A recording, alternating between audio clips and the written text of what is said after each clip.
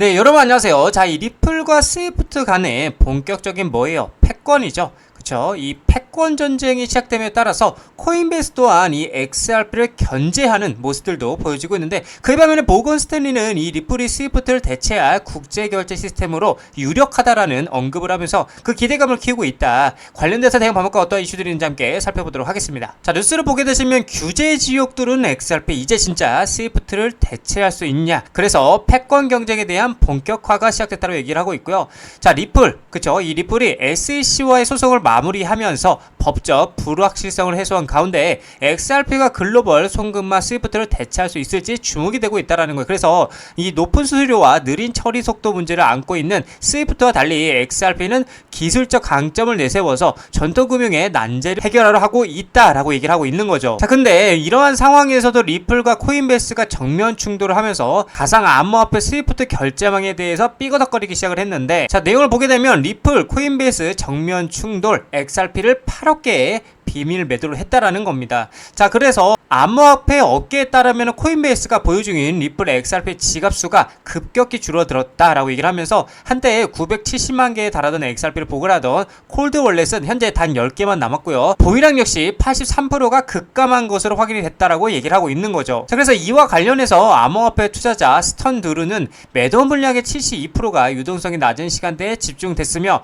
여러 지갑을 통해 매도 흐름을 위장했다고 분석을 하고 있고요. 매도 이후로는 코인베이스가 이더리움 지지 세력과 이해관계를 공유하며 리플의 정치적 영향력을 약화시키기 위한 것으로 보고 있다라고 얘기를 하고 있는 거죠. 그래서 스위프트 연계은행을 유동성 충격으로부터 보호하려는 의도가 있었다라고 주장하고 있는 겁니다. 자, 그렇다 보니까 이제 영국의 대형은행의 스탠다드 차타드는 더 이상 스위프트를 못 쓰겠다라고 하면서 그 대안으로 리플을 강력 추천을 하고 있고요. 거기에 모건 스탠리까지 동참을 하면서 이 리플이 스위프트를 대체할 국제결제 시스템으로 유력하다라고 언급을 하고 있는 상황인데, 자, 뉴스를 보게 되시면 모건 스탠리 리플을 스위프트 대체할 국제결제 시스템 유력 대안으로 평가를 하고 있는데, 자, 내용을 보게 되면 세계적인 투자은행 모건 스탠리가 국제결제 시스템 시장에서 리플의 잠재력을 높이 평가했다라고 암호화폐 전문 매체가 보도를 하고 있는데, 보도에 따르면 최근에 이제 암호화폐 연구원이 인용한 은행 및 금융법 검토 제36건 발췌본에 따르면 모건 스탠리는 리플이 기존 국제송금 시스템이 스위프트의 유력한 대안이 될 수 있다라고 지금 분석을 하고 있는데, 모건 스탠리는 리플의 분산 원전 기술이 금융기관의 결제 처리 비용을 최대 60%까지 절감할 수 있다고 평가를 했고요. 이는 송금 수수료 인하로 이어져 수혜자에게 더 많은 가치를 제공한다. 그래서 이 기술은 특히 국경을 넘나드는 송금에 매우 매력적이라고 모건 스탠리는 설명을 했다라는 거죠. 그래서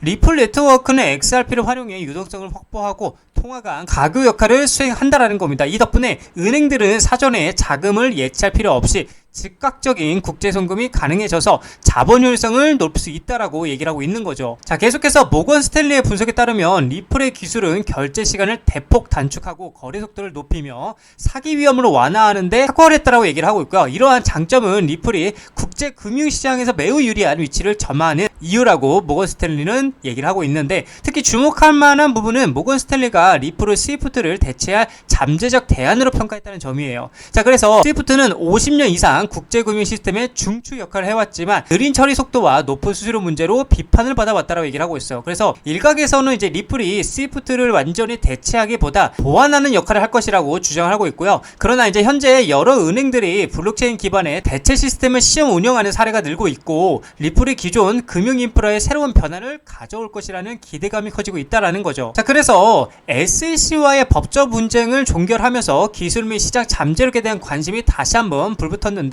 리플은 온디맨드 유동성, 통로와 RLUSD 스테이블 코인을 통해서 글로벌 결제 시스템 개선을 목표로 하는 로드맵을 어떻게 꾸준히 제시하고 있다라는 거예요. 분석가들은 이러한 리플의 인프라가 스위프트가 장악한 시장의 일부를 차지할 가능성이 충분하다라고 지금 전망하고 있고, 모건 스탠리와 같은 주요 금융기관의 인정은 리플의 신뢰를 높이고 더 많은 기관들의 도입을 유도하는 중요한 계기가 될 것이라 보인다라고 얘기를 하고 있는 거죠. 결론적으로 모건 스탠리의 평가는 국제 결제 시장에서 리플의 역할이 더욱 커지고 있다는 명확한 신호다라고 볼 수가 있고요. 비용 절감, 빠른 속도, 그리고 강화된 보안을 제공하는 리플은 기존 금융 시스템의 한계를 극복하는 유력한 대안으로 부상했다라는 거죠. 자, 그래서 리플이 스위프트와 어떤 관계를 맺으며 미래 금융 환경을 만들어갈지가 주목이 된다라고 얘기를 하고 있어요. 자, 그렇다 보니까 이게 또 중요한 게 영국의 대형은행이 스탠다드 차타드도 더 이상 스위프트를 못 쓰겠다라고 하면서 그 대안으로 리플을 강력 추천하고 있는 모습들이 포착이 되고 있는데, 자, 스탠다드 차타드 결제 분야에서 리플과 스위프트 활용 사례에 대해서 폭탄 선언을 발표를 했었는데, 이제 영국계 메이저 은행의 스탠다드도 이제 스위프트를 어떻게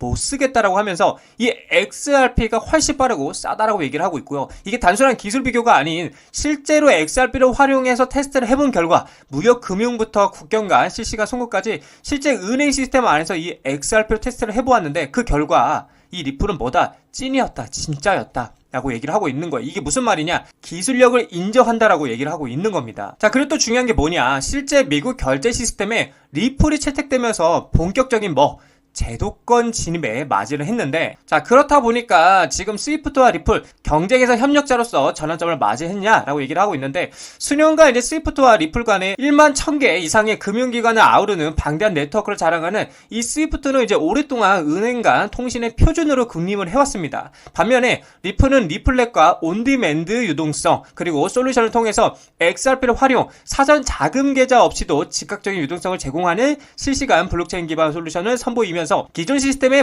도전장을 내밀었다 이거죠. 자, 그래서 반코드의 발언은 이런 역학관계가 경쟁에서 협력으로 전환될 수 있음을 시사하고 있고요. 그는 항상 상대를 무너뜨릴 필요는 없다 그러면서 상대가 당신과 함께하도록 충분히 겁을 주면 된다고 언급했다라는 거죠. 리플의 기술 발전과 그리고 금융기관 네트워크 확장으로 인해서 스위프트와 같은 거대 기업조차 협상 테이블로 이끌어낼 수 있는 영향력이 커졌다라고 강조하고 있다라는 거예요. 그러니까 이 리플을 인정하고 있다라는 거죠. 자, 그래서 XRP 기존 금융 시스템의 비효율성을 해결할 열쇠라고 얘기를 하고 있어요. 이 XRP가.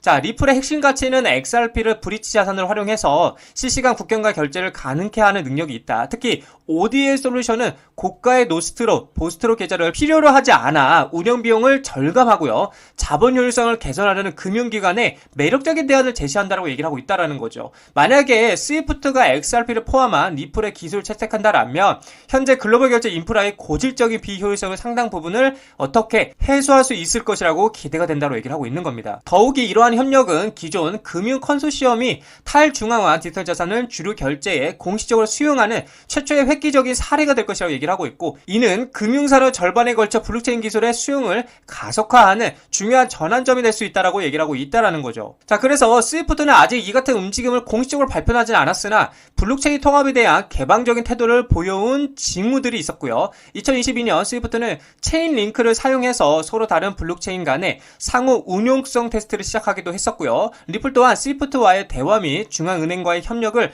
포함한 파트너십을 확대를 인정했다라는 겁니다. 자, 그래서 반코드의 주장은 아직 추측에 불과하지만 금융의 미래를 형성하는데 더 광범위한 트렌드를 기반으로 하고 있고요. 리플이 미국에서 부분적인 법적 명확성을 확보하고요. 글로벌 금융 업계의 토크나 및 블록체인 기술을 적극적으로 모색함에 따라서 리플과 스위프트 간의 궁극적인 파트너십은 더 이상 불가능한 시나리오가 아니다라고 얘기를 하고 있어요. 그래서 XRP 커뮤니티에서 이러한 발표는 XRP 장기적인 유용성에 대한 믿음을 입증하고 있고 대중화의 촉매자가 될 꿈의 실현과도 같을 것이다 라고 얘기를 하고 있는 거죠. 그래서 여러분들 긴 말 필요 없습니다. 우리는 이 리플, XRP, 이 리플의 가치, 그쵸? 가치를 신뢰하고 믿으면서 밸류 인정하면 돼요. 그렇게 계속 우리는 뭐한다? 투자해 나가시면 된다라고 말씀을 드리고 싶습니다. 자, 리플 차트를 보게 되시면은 제가 말씀드렸던 것처럼 4,000원짜리를 돌파하면서 계속해서 강한 상승세가 나와지고 있고, 자, 지금 자리에서 이제 중요한 거는 이 박스권 상단부죠. 이 4,500원짜리를 돌파하고 안착하는 그림이 나와주냐가 굉장히 중요하다. 자, 그래서 4,500원짜리를 돌파하고 이렇게 안착하는 그림이 나와준다라면 이번에는 정말로 전고점 구간을 강하게 돌파하는 매수세가 들어올 수 있다라고 여러분들께 말씀드릴 수 있을 것 같고, 만약에 이제 다시 한번 꼬꾸라지게 된다라면 다시 한번 4,000원짜리를 지지 여부에 대해서 확인하러 내려갈 가능성이 크다라는 것도 여러분들 잊으시면 안 되는데, 제가 여러분들에게 말씀했던 포인트, 이 구간과 이 구간이 굉장히 유사하다라고 제가 말씀을 드렸고, 이 구간에서도 계속 이렇게 횡보하다가 결국에는 모멘텀이 폭발해주면서 어마어마한 상승이 나왔던 것처럼 지금 구간도 굉장히 비슷하다고 저는 보고 있고, 여기서 모멘텀이 한 번 더 폭발해주게 된다라면 이 상승분 이대로가 다시 한번 여기까지 나와줄 것이다 라고 여러분들께 말씀드릴 수 있는 관점인 것 같습니다. 자, 그래서 우리가 지금은 뭘 해야 되냐, 계속해서 매수를 해야 될 타이밍이다, 연말까지는 가져가야 된다 라고 여러분들께 말씀드리고 싶습니다.